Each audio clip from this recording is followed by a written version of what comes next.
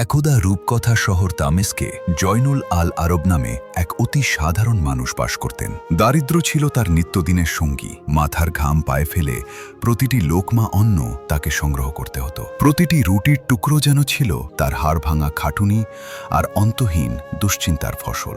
জীবনের বিভিন্ন রকম আনন্দ, উৎসব বা বিশ্রামের বিলাসিতা তাকে কখনোই স্পর্শ করতে পারেনি। দিনরাত কেবল উদয়াস্ত পরিশ্রম করেই তার জীবনটা ঘানির মতো ঘুরছিল। অবিরাম কষ্টের পর একসময় ভাগ্য যেন কিছুটা সদয় হলো। প্রয়োজন মিটিয়েও জয়নুলের হাতে প্রথমবারের মতো কিছু অতিরিক্ত অর্থ জমতে শুরু করলো। মোহরগুলো যখন তার হাতের তালুতে ঝনঝন করে বেজে উঠত, জয়নুলের চোখে মুখে এক অদ্ভুত অবিশ্বাস কাজ করত। তিনি ভাবতেন, একজন অভাগা মানুষের কাছে এত ঐশ্বর্য কি শেষ পর্যন্ত টিকবে?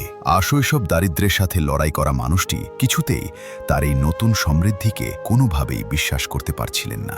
ভয় তাকে কুরে কুরে খেতে লাগলো। পাছে কোনো চোর বা দস্যু তার জীবনের এই শেষ সম্বলটুকুও কি কেড়ে নেয়? সেই আশঙ্কায় ব্যাকুল হয়ে এক অন্ধকার রাতে তিনি এক দুঃসাহসী সিদ্ধান্ত নিলেন। যখন দামেস্কের আকাশ নক্ষত্রে ভরা এবং পুরো শহর নিস্তব্ধ ঘুমে আচ্ছন্ন, তখন তিনি চুপি চুপি নগরের প্রাচীর পেরিয়ে এক নির্জন প্রান্তরে চলে গেলেন। সেখানে একটি বিশাল পুরনো গাছের নিচে তিনি তার সমস্ত স্বর্ণমুদ্রা সযত্নে মাটির গভীরে পুঁতে রাখলেন।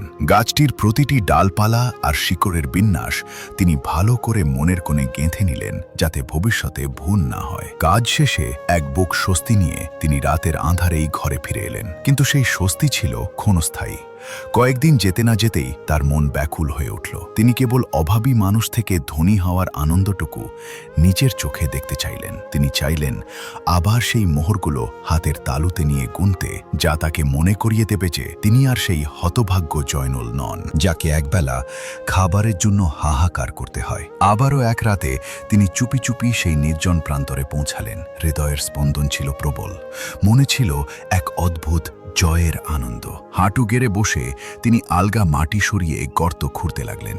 কিন্তু গর্তটি যত গভীর হতে লাগলো, জয়নুলের বুক তত খালি হতে লাগলো। মাটি সরিয়ে তিনি দেখলেন সেখানে কিছুই নেই। শূন্য গর্তটির দিকে তাকিয়ে জয়নুল পাথর হয়ে গেলেন। তিনি ভাবলেন, হয়তো গাছ চিনতে ভুল হয়েছে, কিন্তু না, প্রতিটি লতা পাতা আর শিকড় সাক্ষী দিচ্ছিল যে এটিই সেই গাছ। তার বহু বছরের পরিশ্রমের শেষ চিহ্নটুকু কেউ চুরি করে নিয়ে গেছে। তার মনে হলো পৃথিবীটা যেন এক মুহূর্তেই আবার সেই পুরনো কঠোর ও নিষ্ঠুর রূপে ফিরে এসেছে। দুঃখে, ক্ষোভে আর অপমানে তার হৃদয় জ্বলতে লাগলো। কার কাছে যাবেন? কার কাছে এই কষ্টের কথা বলবেন? এক চরম বিভ্রান্তি আর বুক ফাটা দীর্ঘশ্বাস নিয়ে তিনি দিন কাটাতে লাগলেন। অবশেষে উপায় না পেয়ে তিনি শহরের এক পরম শ্রদ্ধে ও প্রাজ্ঞ বন্ধুর শরণাপন্ন হলেন। সেই জ্ঞানী ব্যক্তিটি জয়নুলের মলিন মুখ আর কঠোরগত চোখ দেখে ব্যথিত হলেন। তিনি বললেন, বন্ধু, তোমার স্বাস্থ্যের কি হাল? তোমার এই নীরব হাহাকার আমাকেও ব্যথিত করছে। দয়া করে আমায় বলো, কি তোমায় এভাবে কুরে কুরে খাচ্ছে? জয়নুল কাঁদতে কাঁদতে তার গুপ্তধন হারানো এবং সেই নির্জন প্রান্তরে সব ঘটনা খুলে বললেন। জ্ঞানী বন্ধুটি তাকে সান্ত্বনা দিয়ে বললেন, এটি অত্যন্ত জটিল এক সমস্যা, তবুও আমাকে 10টি দিন সময় দাও। আমি আমার সমস্ত বিদ্যা আর ধ্যান দিয়ে এর কোনো একটি সমাধান বের করার চেষ্টা করব। 10টি দিন অতিক্রান্ত হলো। জ্ঞানী ব্যক্তিটি তার মস্তিষ্কের সমস্ত দুয়ার খুলে চিন্তার সাগরে ডুব দিলেন, কিন্তু কোনো কুল কিনারা খুঁজে পেলেন না। 10ম দিনে যখন তিনি রাস্তায় জয়নুলের সাথে দেখা করলেন, তখন তার কণ্ঠে ছিল বিষাদ। তিনি বললেন,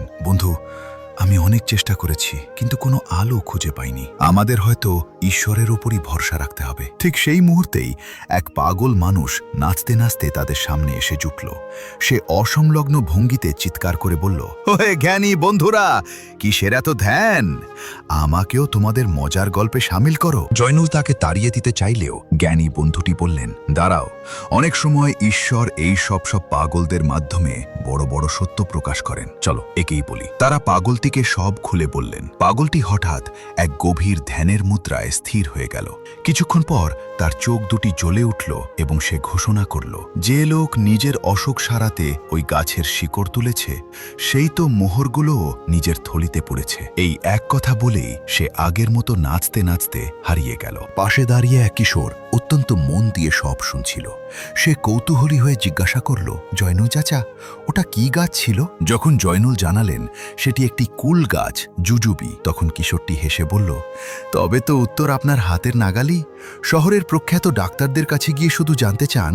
সম্প্রতি তারা কোনো রোগীকে কুল গাছের শিকড় দিয়ে ওষুধ তৈরির পরামর্শ দিয়েছেন। জ্ঞানী ব্যক্তিটি বালকটির তীক্ষ্ণ বুদ্ধিতে চমৎকৃত হলেন। তিনি দ্রুত খোঁজ নিয়ে জানতে পারলেন খাজা সমন্দর নামে এক বড় ব্যবসায়ী অতিশয় হাঁপানির কষ্টে ভুগছিলেন এবং একজন চিকিৎসক তাকে কুল গাছের শিকড় তুলে তার রস খাওয়ার পরামর্শ দিয়েছিলেন। জয়নুল আর তার বন্ধু যখন খাজা সমন্দরের বাড়িতে গেলেন তখন তাকে বেশ সুস্থ ও হাসি খুশি দেখা গেল। জ্ঞানী বন্ধুটি অত্যন্ত কৌশলে তাকে বললেন, খাজা সাহেব, ঈশ্বর যখন আপনাকে আপনার রোগের হাত থেকে মুক্তি দিয়েছেন তখন যে সম্পদ অন্যের ঘামের বিনিময়ে অর্জিত তা কি তার কাছে ফিরিয়ে দেওয়া উচিত নয়? আপনি শিকড় তুলতে গিয়ে যে ধন পেয়েছেন তা এই সৎ মানুষটির। খাজা সমন্দর ছিলেন এক মহৎ হৃদয়ের মানুষ। তিনি লজ্জিত হয়ে স্বীকার করলেন যে তিনি সত্যিই সেখানে মোহরভর্তি কলসটি পেয়েছিলেন এবং তা আমানত হিসেবে রেখে দিয়েছিলেন। জয়নুল আল আরব তার বহু বছরের সঞ্চয় ফিরে পেলেন এবং তার জীবনে আবার শান্তির সুবাতাস বইতে লাগল। এভাবেই জীবন চক্রাকারে ঘোরে। কখনো এক পাগলের মুখ দিয়ে বের হওয়া এক ছোট্ট কথা জয়নুলের জীবন বদলে দেয়, কখনো এক শিশুর ছোট বুদ্ধি ফিরিয়ে দেয় হারানো স্বপ্ন। সত্য আর কল্যাণের পথ কখনো কখনো অনেক দুর্গম মনে হলেও শেষ পর্যন্ত তা মানুষের হাতে তার সুফল পৌঁছে দেয়। ভিডিওটি ভালো লাগলে একটা লাইক দিন এবং এ ধরনের ভিডিও নিয়মিত পেতে চাইলে চ্যানেলটিকে সাবস্ক্রাইব করতে ভুলবেন না। ভালো থাকবেন, সুস্থ থাকবেন। আসসালামু আলাইকুম ওয়া রাহমাতুল্লাহি ওয়া বারাকাতুহু।